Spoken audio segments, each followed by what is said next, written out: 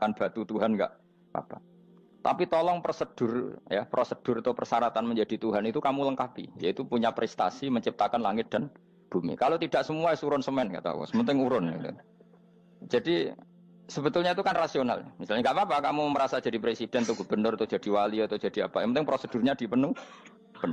Itu kayak apa Allah baiknya pada kita. Sehingga saya berkali-kali, makanya menurut saya orang alim itu wajib memaklumatkan kalau dirinya alim, supaya jelas aturan mainnya. Yang dilarang Allah itu kan memaklumatkan alim, kemudian ingin hadun nafsi, ingin salami template, dicucuk, dihormati, itu kriminal. Itu orang alim gendeng, gendeng sekali. Karena khasnya orang alim itu tentu cari ridhonya Allah, bukan ridhol khalqi, bukan ridhonya apa? Makhluk. Makhluk itu la syai', ada siapa-siapa. Dan kita harus baku seperti itu. Kenapa kalau orang alim enggak punya sekian contoh, betapa tauhid itu mudah. Punya sekian contoh, betapa tauhid itu mudah. Jadi kalau ada orang bilang ikhlas itu angel, Gus. Ya dia sendiri goblok karena enggak tahu logika apa. Ikhlas itu manusia. Manusia itu umurnya Hayyul Qayyum, sama zat yang abadi. Kamu lah bocah bar iki gabung kon. Sawangane kok karo rasane wong ayu juga keberatan. Ya tapi saya tentu punya dua kelas, punya kartu premium dan ekonomi. Saya enggak tertarik lah daftar yang premium dok, nanti repot apa. Saya itu sering nangis kalau baca ayat seperti ini. Bagaimana Allah yang Tuhan, kemudian enggak butuh apa-apa, tapi Allah saking baiknya itu membuat tatanan logika kita. Saya enggak akan bosan-bosan sampai sowan Allah. Bahkan andaikan saya masuk surga dengan faham ini, saya milih faham ini. Karena faham ini itu menguntungkan agama li'ilai kalimatillah. Sementara masuk surga itu hadun nafsi. Banyak ulama mengatakan, kenapa Anda tidak ingin mati? Padahal Anda mati masuk surga. Katanya, saya takut kehilangan momen sujud. Karena sujud adalah hak Allah, sementara surga itu hakun nafsi. Keinginan saya. Tentu saya mendahulukan hak Allah ala hakin nafsi. Itu makam-makam yang... Dan itu nggak bisa kamu copy paste. Orang yang pada kelasnya akan merasakan seperti itu. Dan kamu tidak perlu minat, malah paham. Jadi sudah, dengar saja. Apa? Dengar saja. Begini misalnya, saya berkali-kali bilang, kenapa ulama dulu, saya ini kan di Sarang juga ngajar tauhid, dulu saya ngajar kubrul yakiniyat, di beberapa madrasah, termasuk di Sidogiri saya juga ngajar tauhid. Di sini saya ngajar tafsir, tapi yang saya titikkan juga tauhid.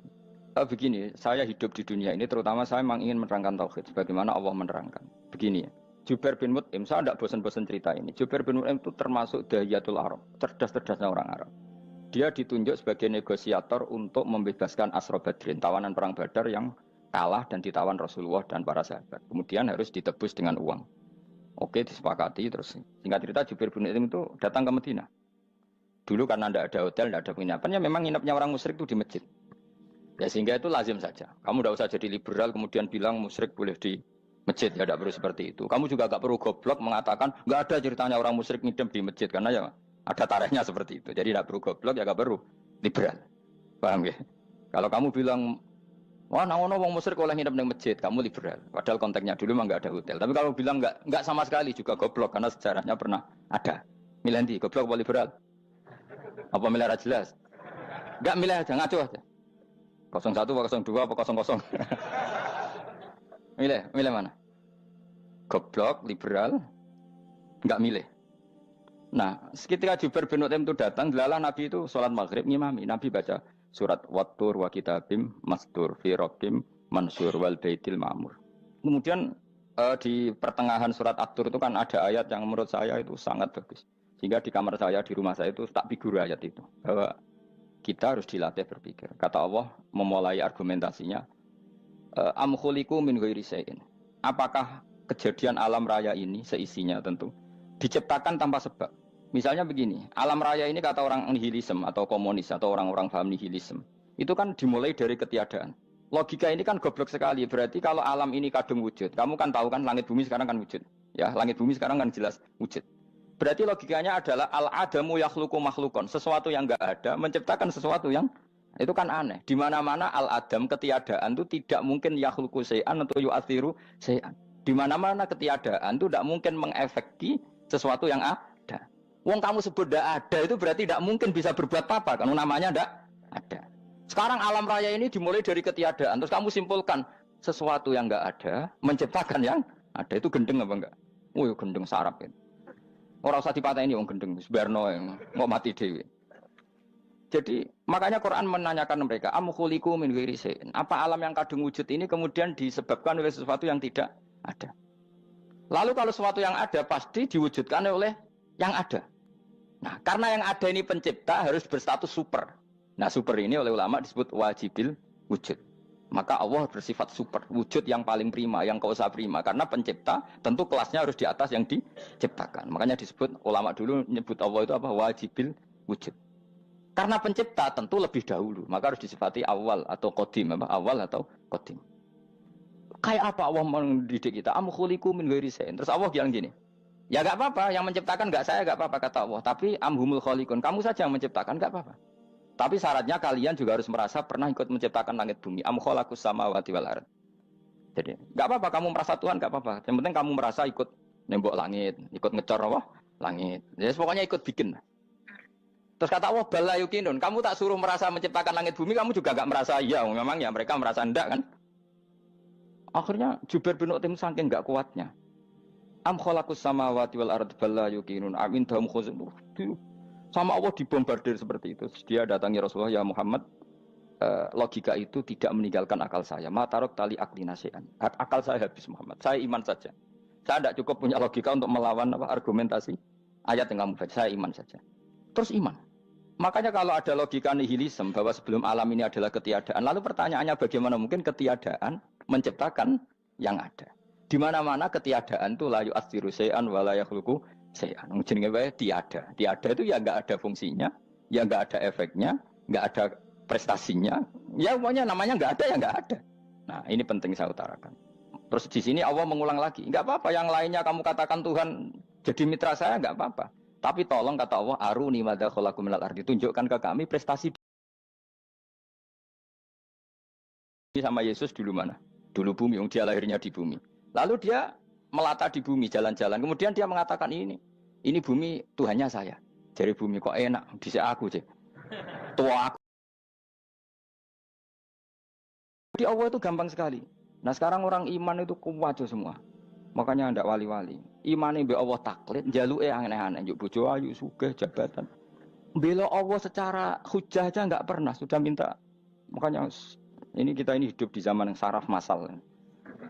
Lho kula njaluk pengiran akeh-akeh kuwi, coba kamu bela Tuhan tuh pernah bela apa?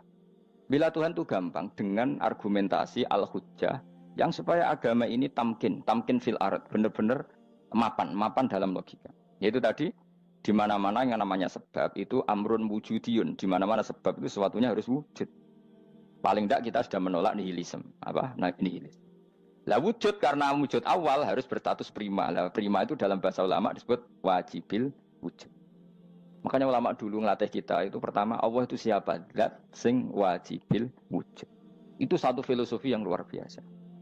Nah, kemudian setelah itu ada setan-setan kecil yang nganggur, yang iseng. Nah itu nggak usah kamu perhatikan. Tinggal delok TV, ngopi, terus tinggal nyate kelata. Engko saya tamak pingsan dhewe. Syukur-syukur stres dhewe. Dugaan saya setan saya gue pingsan, kurang gizi. Karena memang setelah itu setan itu udah gini. Lalu sebelum Allah jangan-jangan ada wujud yang lain. Lalu Allah sendiri awal mulanya gimana? Kata Nabi, jika ada pertanyaan seperti itu kamu harus berhenti. Tinggal delok TV atau tinggal delok dangdutan. Ya kalau kepeksa ora apa-apa, kelasem ae. Saya ada menghalalkan tapi kan sudah kamu lakukan. Karena itu lebih baik ketimbang pertanyaan filsafat. Banyak orang yang dulu sholat ketika sekolah filsafat tidak sholat. Alasannya sampai menemukan jati diri itu Tuhan. Dan itu bahaya sekali karena Nabi berkali-kali bilang kamu jangan mikir tentang Allah pasti rusak. Orang kok mungkin rusak dari Nabi pasti rusak. Nah cara menghentikan gimana? Karena setan ini makhluk, akal-akalannya gampang. Tadi tak warai. Saya sebagai ulama atau sebagai manusia atau sebagai orang awam atau sebagai siapa saja. Kadang ada pertanyaan seperti itu. Tak tinggal anggeling darmo, kan pusing setan. Ini kan ngenteni. Weh, ngenteni bar lo anggeling darmo. Bariku aku lesu mangan mie. Bar mangan mie waret turu. Kan dia ngenteni terus mau bikin was-was lagi. Ternyata saya sibuk kan enggak bisa masuk dia. Bangun tidur aku selali pertanyaan tadi. Dinteni. Nah, dia masuk lagi aku sibuk ngajak anak jalan-jalan. Jadi saya kalau jalan-jalan di pasar itu wis enteni santai wae. Itu memang resep dari Rasulullah. Jangan sampai orang terjebak filsafat yang sampai menanyakan eksistensi Tuhan. Dan dia tidak mau iman, tidak mau sholat, tidak mau puasa sampai menemukan Tuhan itu siapa. Itu jelas minas syaitonir rajim, itu perilaku setan. Makanya Rasulullah setiap ditanya sahabat gitu itu Nabi guyu-guyu. Dan guyunya Nabi itu kata Nabi, Baguslah kalau kamu takut Tuhan kalah kata Nabi. Nabi gojok gitu. Maka ada ulama yang punya seni ya, seni berargumentasi yaitu Imam Ghazali. Jika setan tanya kamu lalu sebelum Allah jangan-jangan ada wujud yang sebelum Allah. Kata Imam Ghazali, ya itu saja yang Tuhan. Yang Allah ini enggak jadi Tuhan. Ya berarti wujud sebelum Allah itu yang benar-benar Allah. Kalau kamu bayangkan lagi, jangan-jangan sebelum itu ada wujud lagi. Ya itu saja yang benar-benar Allah. Sehingga tetap Allah itu menang terus. Paham ya? Yang jelas jangan sampai didahului Adam. Karena kalau didahului Adam lebih ngeri lagi. Karena sesuatu yang enggak ada menciptakan yang ada. Itu lebih buruk lagi menurut akal. Menurut apa akal? Nah, daripada kamu nggak salim Imam Ghazali, tinggal saja ndelok tadi ndelok sinetron. Itu yang lucu-lucu aja. Tidak sing lucu-lucu. Ndelok apa mencari Tuhan. Pokoknya sing aneh-aneh, sing goblok-goblok, sing lucu-lucu. Sing perane wong apa? Lha saya sering diprotesi saya. Gus Salim jenengan kok sering ndelok sinetron sing ana dialog wong goblok-goblok. Wong goblok ku menarik cara kula. Apa ya? Cara pandang itu di luar dugaan saya karena kula berkali-kali lho kalah wong goblok. Jadi makanya ini tak cerita nih, beberapa kali yang jari Gus Wak cerdas, berkali-kali kalah sampai goblok. Ada seorang santri itu ingin dibelikan bapaknya itu sepeda motor. Bapaknya wong desa, senengane ngrumat sapi wedhus. Lah menurut saya ya orang tuanya itu mampu lah, sangat mampu untuk beli itu.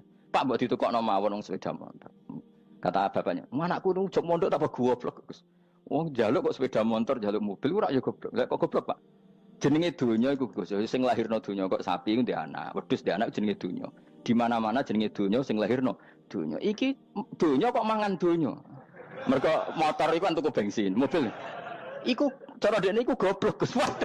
Batin berarti kabeh kiai goblok perkarane tuku donya sing ngentekno donya. Cara dekne donya iku sing lahirno donya. Batin kok pinter iki batin.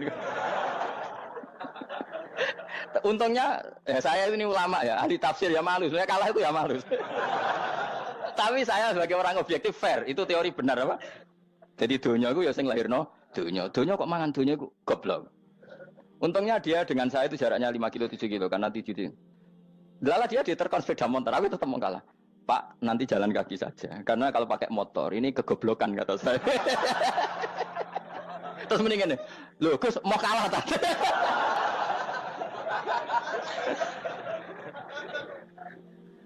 Wah kacau.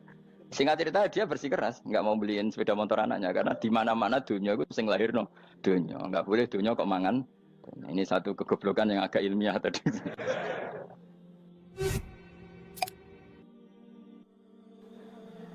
Nah Imam Asy'ari juga ngalami hal yang sama. Imam Asy'ari itu punya kita kalau ahli sunnah kan dua partai ya.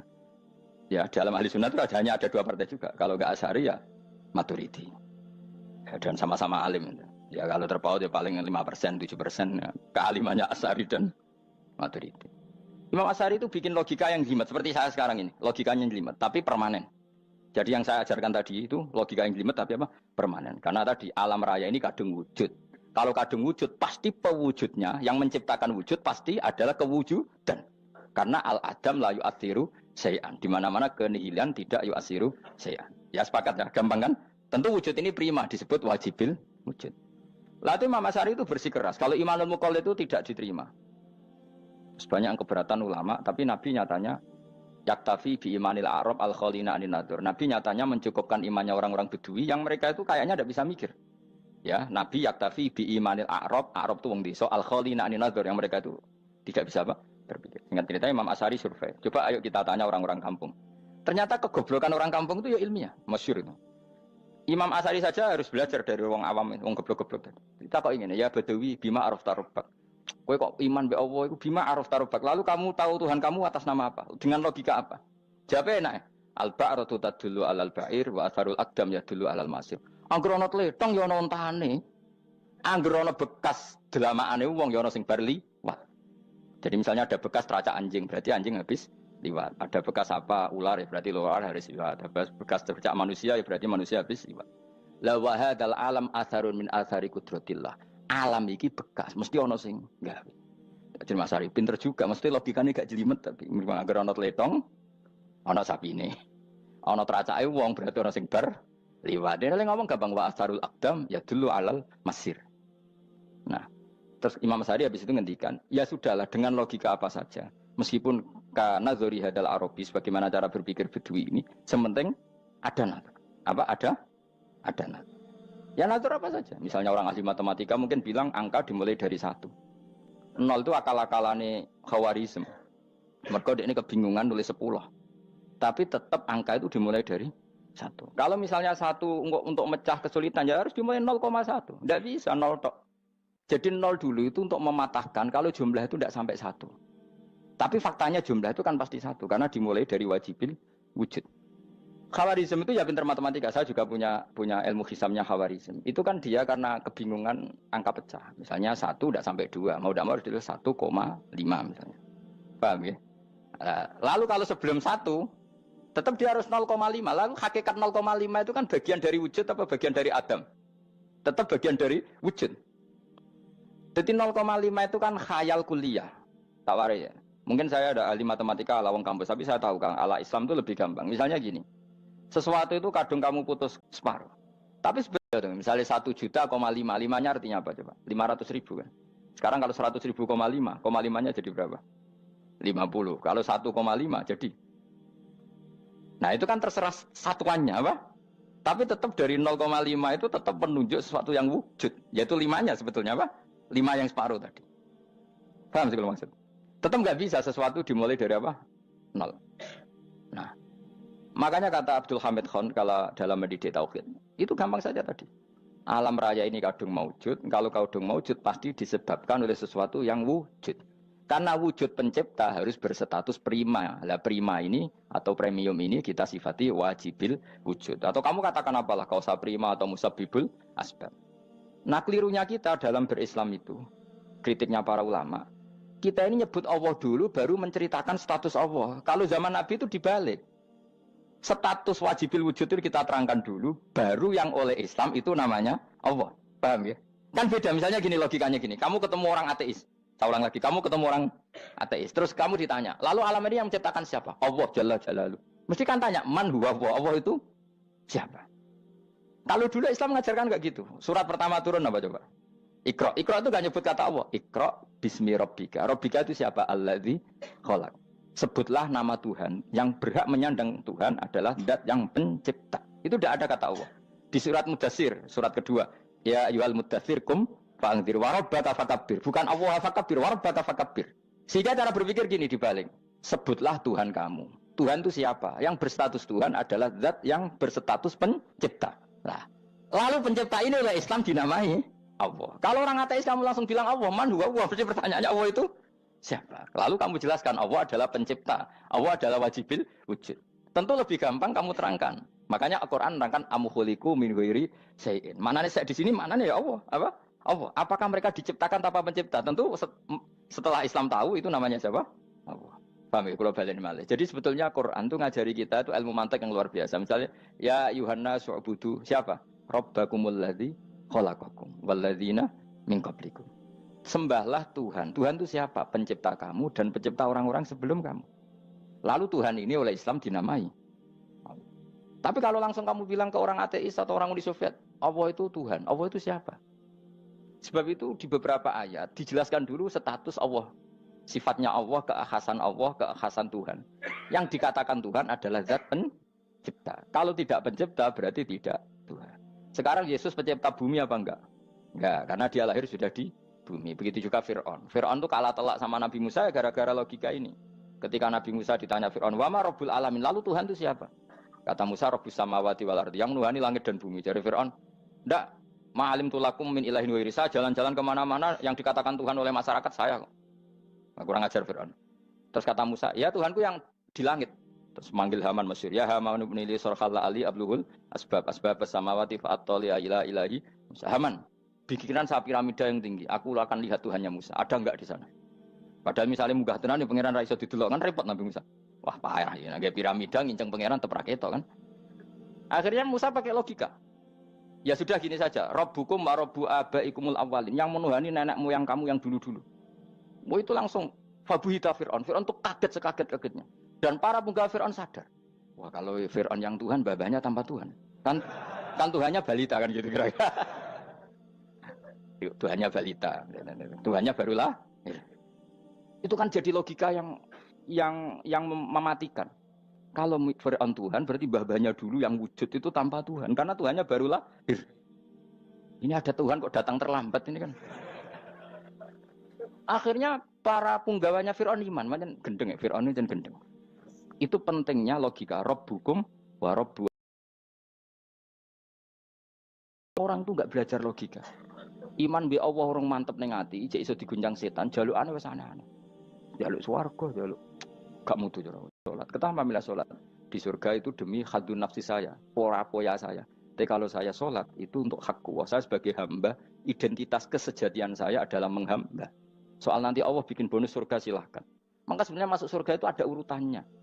Sebagai orang alim saya urutannya adalah berkampanye sesering-seringnya membuat logika supaya orang mudah ke Allah dan Rasul.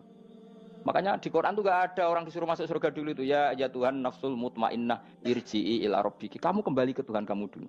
Bahwa kamu makhluk yang butuh Tuhan. Fadkhuli fi ibadi. Kamu masuklah berstatus hamba dulu. Kesetatusan hamba dengan suka sujud, suka ngamal, suka sedekah, suka tawadhu. Saya sebagai orang alim sebenarnya nggak suka mulang. Karena takut. Nak kue pinter kok nyanyi aku, nak goblok sawangannya metodeku gagal. Kan dua-duanya ini merugikan saya sebetulnya. Saya ulang lagi ya, nak pinter kayak nyanyi aku. Kan ya mungkin juga, senajan rodok mokal mungkin. Sanggep aja rodok mungkin. Pemana nak sing ndik kan yo, biasanya hasud wong ndik. Mau itu sebenarnya rugi semua, tapi Allah yang memerintahkan hak wong alim kudu mulang. Perhitungan itu tak buang semua. Sing ape nyanyi nggih monggo, sing tetep goblok nggih. Monggo, semoga Allah ngutus mulang ya napa? Mulang. Anda posisikan yang mantap. Lagi buat khuli jannati. Sekarang enggak dibalik orang ini masuk surga dulu. Kayak surga di kapling. Traweh arang-arang wae jaluk Lailatul Qadar. Wingi wis Dzulhijjah wingi kan Pak. Sebagian ulama berpendapat Lailatul Qadar itu fi kulli sanatin. Apa fi kulli? Karena Lailatul Qadar berdasar nuzul Quran dan nuzul Quran itu bisa saja hari Arafah, bisa hari apa. Ada ulama mengatakan Ramadan, tapi bisa tanggal 1. Nah, kamu kan pemalas, ikut yang partai 21, 23. Karena kan wis akhir-akhir kan wis enteng. Sebenarnya Anda milih 21 berdasar ilmu apa berdasar enak anak terbatas waktunya kan? Kan lebih sempit, apa? Lebih apa? Sempit. Ya saya ulang lagi ya. Jadi Allah kalau ngajarkan hujah itu gampang sekali ya. Tadi amkhuliku min ghairi syai'in. Enggak apa-apa saya ada Tuhan kata Allah, tapi kamu harus punya logika. Alam raya ini diciptakan tanpa pencipta. Mau enggak kamu punya logika seperti itu bahwa alam ini yang wujud diciptakan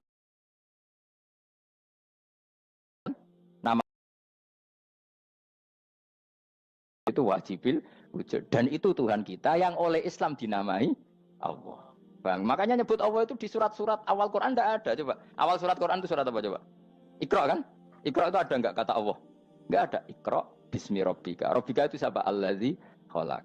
Surat Mudatsir sama. Ya ayyuhal mudatsir qum fa'anzir wa rabbaka fakabbir. Ya sudah seperti itu.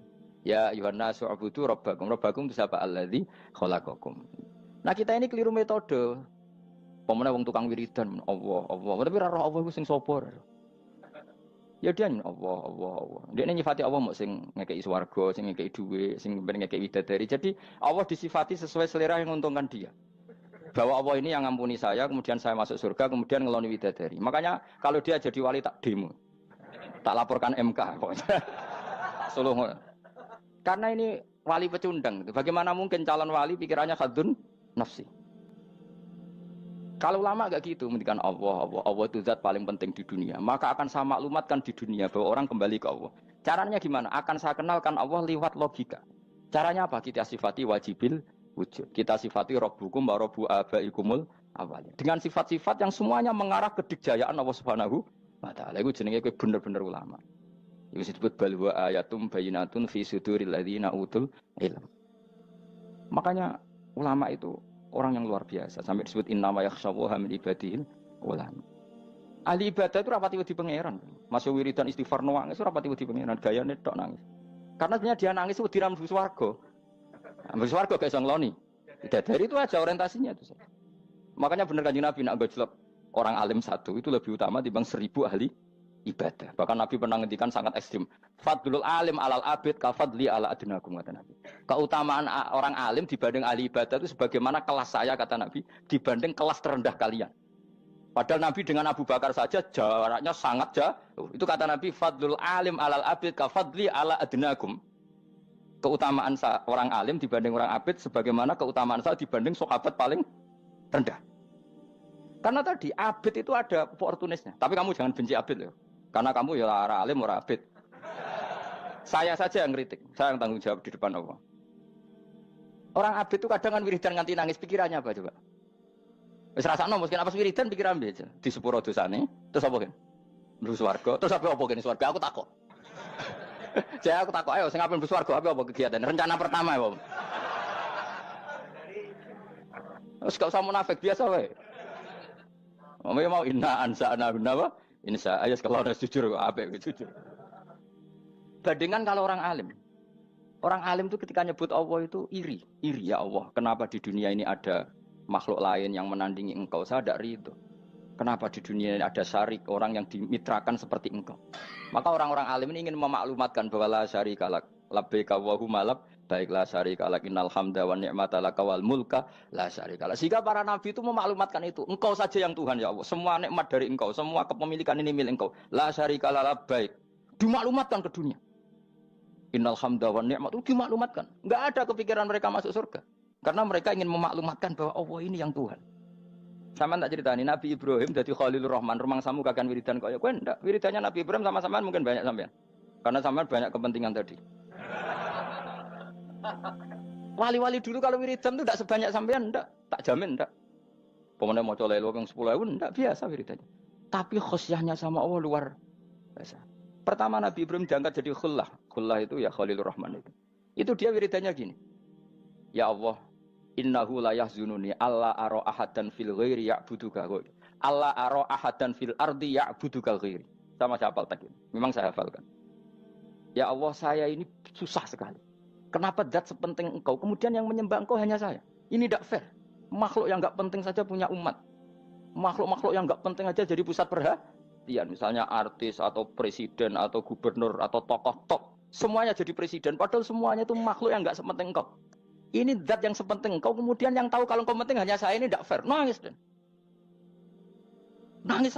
Ini tidak fair. Innahu la yahzununi alla ara ahadan fil ardi ya'buduka ghairi. Saya ini susah Gusti, susah sesusahnya. Zat sepenting engkau. Kemudian yang tahu kalau engkau penting itu hanya saya. Wah ini tidak fair. Loh, coba kalau orang mencintai sesuatu kan gitu. Misalnya kita bojo ayu, kemudian wong liya kabeh darane elek, ki mangkel ora? Mangkel gak? Kamu beli Alphard. Kamu kira itu mobil mewah. Kemudian orang nyejajarkan podo mbek Kerry, mangkel gak?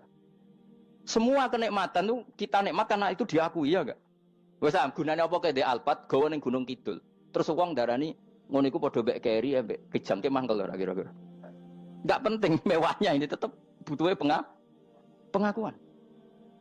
Coba misalnya kamu jadi presiden hidup di dunia orang sufi. Sing darane wong penting wong saleh ahli sujud ora kakuati iki. Keteko di Barno. Karena itu dihormati situ hanya orang apa saleh. Kakuati gak? Oh kakuati kan. Atau kowe dadi artis top teko ning daerah Gunung Kidul wong desa-desa terus diundang lek. Oh mangkel kae. Le bayang dong.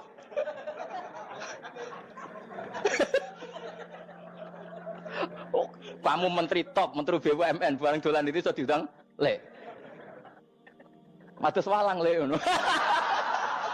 Mau angkat. Karena orang keren itu butuh pengakuan apa? Wes kayak misalnya di bojo ayu terus wong liya kabeh darane elek ki mangkel gak? Sebetulnya orang merasa nikmat itu karena pengakuan. Bayangkan andaikan orang itu melihat Alphard itu tidak wow. Orang punya Alphard gagah enggak? Oh enggak gagah. Kalau orang lain enggak bilang apa? Oh. Dia mau misalnya di ning desa terus orang desa nganggap kamu model tepak terus saya mau badhe numpang wedhus kula angsal Pak. Gak kuatir. Habis kan. Makanya branded itu harus dimaklumatkan. Nah itu bayangkan Nabi Ibrahim. Zaman itu ada Raja Namrud yang dipuja-puja, ada orang kaya dipuja-puja. Kemudian engkau yang Tuhan, pemilik langit bumi, enggak ada yang muja-muja engkau. Ini enggak fair ya Allah. Nangis. Orang kok kowe eling pangeran sak jam swarga Gusti. Dasar gak bakat wali. Saya itu pernah kangen Nabi Ibrahim itu sampai nangis dan itu saya tidak berdoa. Semua yang terkait Nabi Ibrahim itu saya baca. Mulai surat Quran, tafsir tentang Ibrahim. Dan sampai saya di Kudiro di Tafsir Allah pernah ziarah. Makanya terus Allah dengan keangkuhannya.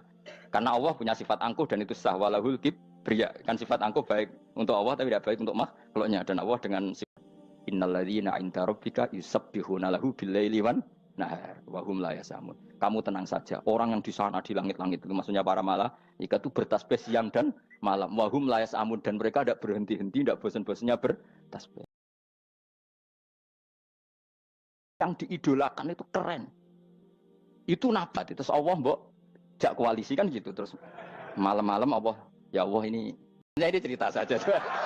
Kelar, ya sudah tidak usah diteruskan kok banyak yang tersinggung itu. Ya sudah tidak usah diterusin. Walau akhidu mau mengalap sapa Allah anas yang manusa bima kan perkara kasab bukan nglakoni sapa anas.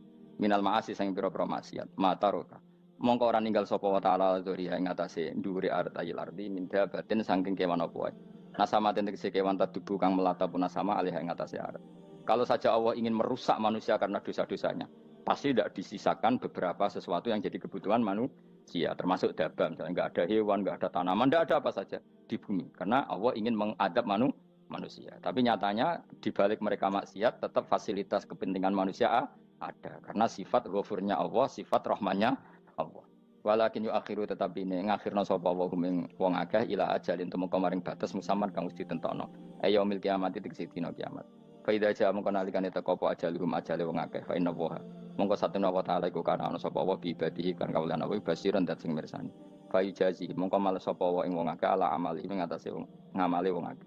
Carane ngemales Allah tentu profesional atau prosedural bi isabatil mukminin kelawan ganjar wong mukmin wa iqabil kafirin lan nyiksa wong kafir. Ya jadi Quran itu gunanya ya membuat logika yang benar supaya orang itu menghindari kesalahan. Jadi menakut-nakuti itu kalau nggak harus tentang neraka, takut dari kesalahan, takut dari kebodohan. Kan kita juga takut kan, punya pemimpin yang salah, takut punya kasus, takut kepleset. Ketakutan tidak harus dari neraka. Makanya saya berkali-kali bilang, saya sering dulu dinasihati Mbah Mun, enak kepen alim, ojo sering mau tafsir, mari goblok dari Mbah Mun. Maksudnya mari goblok itu gini, mufassir itu manusia, kadang dia itu satu ayat umum, dia mendiktekan ke satu kasus, padahal kasusnya lebih umum. Makanya berkali-kali sama nani umpomong ini, contohnya ini, karena nanti itu mengikat. Misalnya gini ya, saya ulang lagi ya, dan gayamu kayak wong alim. Coba andekan kapasitas Anda itu RT, minta jadi presiden, itu ngelama apa doa? Tidak, jawab saja. Ngelama. Jatah kamu untuk azab, kok jaluk Lailatul Qadar, itu ngelama apa Anda? Mestinya jalukmu orang untuk azab itu bagus. Paham ya? Banyak ulama diajak istisqa gak mau. Banyak itu ulama. Ayo istisqa kita karena sudah lama gak hujan. Kata ulama tadi, jatah kita ini kena hujan batu dari langit. Gak hujan batu sudah bagus, gak usah minta. Ulama macam-macam. Lah rai-rai ngene iki pantes entuk Lailatul Qadar apa entuk adab aja jawab. Ora entuk adab wis bagus. Yo dadi dongane ya Allah. Ampun jenengan siksa la tu akhidna. La tu akhidna maknane njuk Lailatul Qadar apa ora disiksa. Ya makam kita itu masih Rabbana la tu akhidna. Iku supaya enggak disiksa innasina waqtuna kalau kita salah. Kowe kan enggak kalau. Wah sudah salah. Jadi donga innasina waqtuna sange apikane pangeran wae ditabein. Kalau kita salah. Kalau kita kan sudah enggak kalau lagi sudah. Sudah jelas salah berkali-kali lagi. Mbok wong diisin. Yo lak jaruk Lailatul Qadar gak diisin. Tapi oleh wong pangeran apian. Pangeran kan tapi misalnya pangeran ora aku luwe apian timbang aku. Jadi sowe disahno permintaan. Tapi gak dikabulno. Mau disahno, tapi ora usah apa? Disahno iku iman jalin jeneng goblok piye meneh, kowe macam-macam. Makanya doa paling fair itu ya Rabbana dzalamna anfusana wa lam taghfir lana wa tarhamna lanakunanna. Makom kita itu di sepuro pangeran. Sing bener donga wong traweh-traweh lho ning Tuban ning Jogja wis bener apa innaka afuwun karim tuhibbul afwa fa'fu anna. Ora ana guru-guru kita donga ya Allah anilna lailatul qadar ya Allah ka ora sarahku kiye kita ora ana ngajarno ngono ya Allah innaka afuwun karim tuhibbul afwa fa'fu anna. Jenengan kandat sing kathah nyepurane lan seneng nyepuro impun jenengan sepuro. Iku bagus sudah. Bagus. Lailatul qadar gresuk ndelok srengenge. Terus ndelok angin. Angger daerah Gunung Kidul banter terus aneh-aneh. Nan mergo ngrasa ora dolim nduk Lailatul Qadar. Tapi kira ngrasa ora dolim wis ujub sombong. Wong sombong ora berhak meraih. Lah terus piye Gus? Piye biasa wae, pokok biasa wae. Makom kita ora kena adab itu sudah luar biasa. Ora penuh adab piye. Wis ngene iki wis luar biasa, napa? Luar. Mun nang ngandel kula. Wis ngene iki wis keadaan seperti ini terus. Soale dongane wae Rabbana la tu'akhidna in nasina wa akhtana. Itu jadi itu sudah luar biasa. Nah, ini kan teruskan dawuh Mbah Mun ya. misalnya Allah bilang gini, fattaku, maka takutlah kamu. Biasanya mufasir ditambahi minan nar, maka takutlah kamu masuk. Sebetulnya yang perlu dihindari dari kita, takut itu ya, takut salah, takut bodoh, takut tergolimi, takut mendolimi orang lain, takut hidup tidak ada gunanya. Tapi mufasir tentu milih yang populer, takutlah kamu dari api neraka. Coba misalnya gini, kita nanti masuk surga. Kemudian zaman di dunia kita tidak pernah berkampanye ya, atau berkontribusi untuk agama Allah. Cara saya itu izin. Kata Imam Malik, saya masuk surga. Kemudian orang yang mencintai saya masuk surga itu saya malu. Rasulullah juga gitu. Saya sebagai pemimpin umat, saya malu masuk surga. Dan satu dari umat saya masih masuk neraka. Jadi ulama dulu tuh ketakutannya bukan sekedar masuk neraka, takut malu, takut bodoh, takut keliru, takut. Saya misalnya nanti masuk surga itu malu, dengan saya tidak pernah ngajar tafsir Jalalain. Malu saya. Karena katanya Allah, hak kenapa pun swarga? Terus diberi swarga. Tapi kalau pernah baca tafsir Jalalain kan anak keren nih. Keren artinya saya pernah mengkampanyakan Quran, pernah mengkhidmati Quran, pernah ngitmai kitab, pernah mulang, pernah sowan. Biasa tiap bulan sowan jenengan gak sopan tapi. Mulane kira usah bales sowan rono malah ganggu aneh-aneh. Kadang santri yo pidol, wis diulang cek sowan. Orang tuh kiai kalau sudah di rumah tuh milik keluarga biar fair. Bermulang cek assalamualaikum. Terus kiai ini kagok keluargane ku kapan? Boyo mikir bocah ora karo-karuan. Jadi seneng yo di ilmoni, napa seneng yo di ilmoni. Saya ulang lagi ya. Nah, kata yang ditafsir itu sering tidak mengikat. Makanya kata Mbah Mun, baca tafsir itu dikurangi. Maksudnya dikurangi itu bukan apa-apa, maksudnya tadi kalimat yang ditafsir itu tidak mengikat. Yang mengikat itu yang kalimat di Quran. Nah, kalimat Quran itu umum, napa? Misalnya gini. Adil. Lalu adil itu misalnya mufasir menafsir, adil itu menyamakan di antara dua orang konflik. Misalnya di MK 01 dan 02 dianggap sama, itu namanya adil. Itu kan dawai mufasir. Atau misalnya gini, Allah bilang gini ke saya, hak kan ada di kiai sing adil. Terus adil ditafsiri orang, adil itu menyamakan sesama murid, haknya sama. Nah, tapi bisa saja adil itu di luar itu semua. Misalnya gini, ternyata adil menurut Allah gini, adil maknanya seimbang, apa? Adil itu maknanya apa? Seimbang. Lalu keseimbangan seorang hamba adalah dia ingat Allah lebih banyak. Karena ini bandul yang benar-benar nyata. Allah itu nikmatnya nyata. Sehingga ketika saya sebagai orang alim, ingat saya alim itu karena Allah. Dikasih ilmu Allah, dikasih cerdas Allah. Dikasih semuanya dari Allah. Sehingga saya itu tidak merasa kumuluhur pada kalian. Karena semua ini dari Allah. Kemudian Allah sendiri yang memerintahkan, ya, kamu harus mengajar.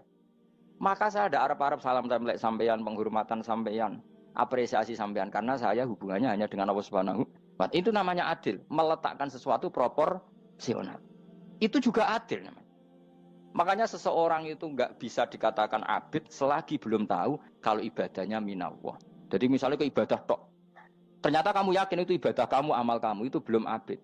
Abid hakikat adalah alhamdulillah alladzi hadana li hada wa ma kunna linahtadiya laula anda tahu. Ketika kita sujud yakin ya Allah alhamdulillah jenengan menakdir saya sujud. Saya sholat alhamdulillah engkau menakdir saya sholat. Sehingga minallah dulu pikiran itu semua kebesaran kemendahan ini minallah dulu. Baru setelah minallah kita yakin billah. Setelah billah juga yakin ilah. Wah. Misalnya gini ilah itu. Setelah saya ngajar tafsir Jalalain, kepentingan saya satu. Hamba-hambanya Allah menjadi tambah mencintai Allah. Tidak mencintai saya, enggak penting sampean mencintai saya. Makanya Imam Syafi'i tiap ngajar bilang begini. Wadittu annal khalqa ta'allamu hadzal ilma wala yahmadunani. Saya senang kalau kalian belajar fikih sama saya, tapi kamu enggak usah muji saya. Jadikan fikih ini alat taqarrub kamu kepada Allah. Itu namanya minallah wa ilallah. Itu adil. Tapi adil yang dijelaskan ulama beda-beda tadi. Antara keluarga dan murid. Meskipun kamu senang mulang, jangan merantarkan keluarga, itu udah adil. Itu kan versi, no? Maksudnya Mbah Mun, kamu jangan terjebak versi-versi dalam tafsir. Paham ya? Karena Allah hanya ngendikan i'dilu wa aqrabu.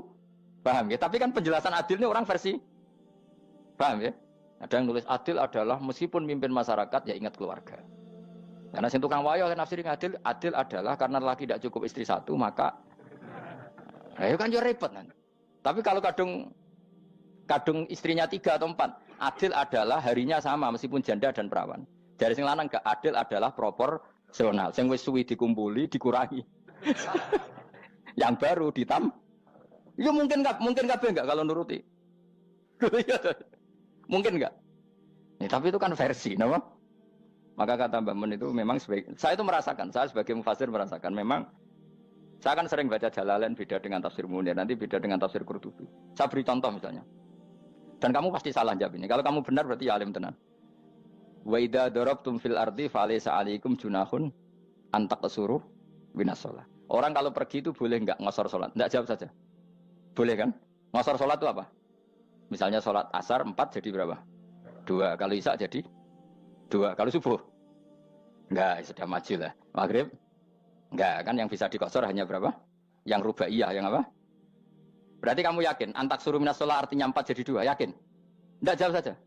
Yakin. Nah itu termasuk orang pinter ya. Berarti ilmu lagi sak trip. Ya? Sebetulnya kata Imam Qurtubi enggak.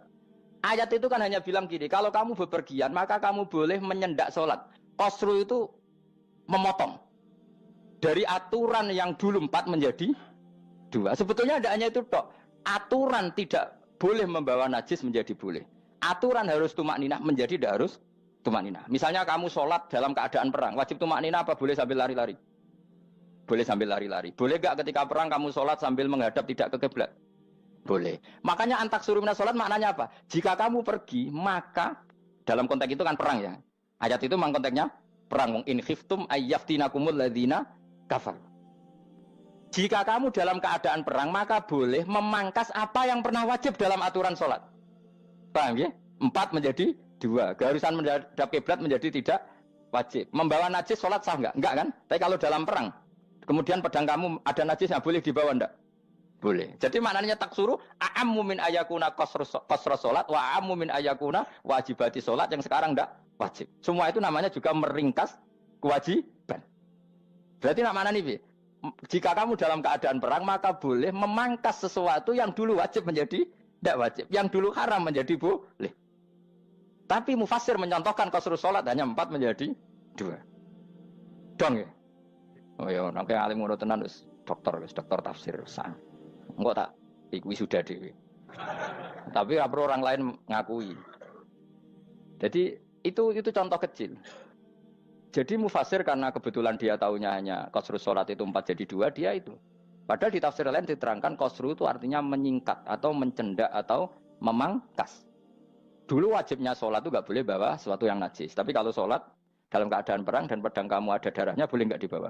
Boleh, bahkan Allah menyuruh dibawa. Dan boleh enggak madhep kiblat. Fa in khiftum farijalan auruk banataki fa idza amintum fadhkurullaha kama 'allamakum. Ketika keadaan aman baru salat sesuai standar. Nah, berarti kan ada qasru salat, ada pemangkasan aturan salat. Kayak misalnya begini. Dalam keadaan normal boleh enggak kamu motong pohon pisangnya tetangga tanpa izin? Enggak boleh kan? Tapi misalnya ada banjir bandang, kemudian kamu bisa selamat kalau motong itu. Wajib izin apa malah haram izin? Haram izin, harus kamu langsung potong. Karena kalau tanpa begitu kamu tenggelam. Dan yang punya wajib meridhoi. Kalau nggak meridhoi disalahkan syarak malah. Paham ya? Jadi ini penyolongan yang wajib. Tapi tak sebab potong kayak ngelangin. Terus gedangnya berpangan. Itu berlebihan. Karena Allah memaklumi hanya untuk ngelangi. Jebule wis menisan lah itu di luar izin syariat apa? Di luar izin syariat. Itu melampaui batas itu. Syaratnya boleh itu ghairu baghiw wala famani turra itu darurat syaratnya ghairu baghiw wala dan tidak boleh melebihi batas. Lho ora ape ngetok gedange jupuk sik sing mateng dipangan terus diketok.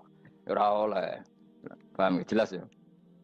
Makanya kalau ngaji tafsir ya saya kan berkali-kali ada makna di tafsir Imam Suyuti saya tambahi umpamane ngene. Maksudnya umpama itu supaya contoh itu tidak mengikat. Jadi yang disebut beliau itu satu dari sekian potensi ribuan contoh. Ya kayak tadi misalnya antak suruh minas sholah.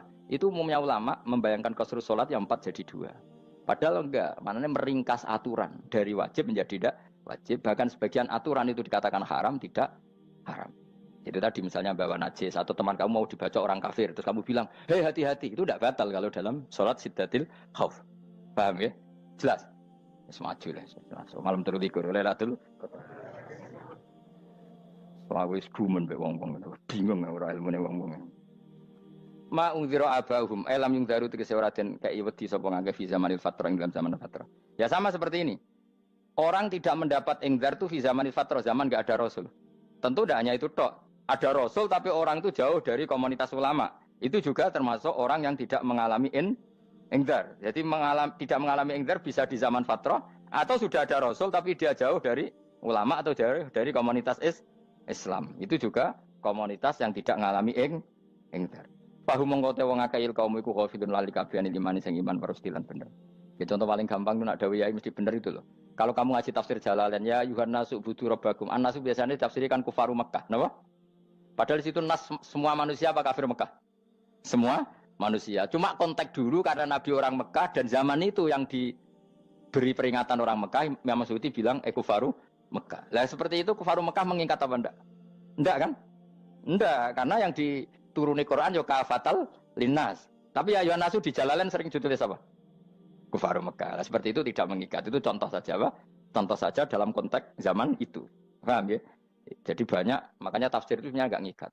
Ya tapi yang ngomong gitu harus orang alim. Kalau kamu yang ngomong malah kacau. Kemudian ngomong sombong. Maksudnya kan manusia, saya juga manusia. Ngapain saya harus ikut? Ya sarap itu. Itu wis sombong sarap, no? Wis sombong sarap. Lakot hakko teman-teman fahum, lakot hakko teman-teman nyata apa alkaulu apa titah, wajib berarti wajib mana nyata ala aksarihim, atas saya wakil bil adab. Lakot hakko teman-teman jadi nyata apa alkaulu apa titah anane azab, wajib berarti wajib apa adab ala aksarihim bil adab, fahum mengkote wong akeh layu minu nara iman sopong akeh, aksaru tegese uta akeh wong ora iman, zaman iku mas. Ya maksudnya zaman iku, tapi jengben mboten ngerti.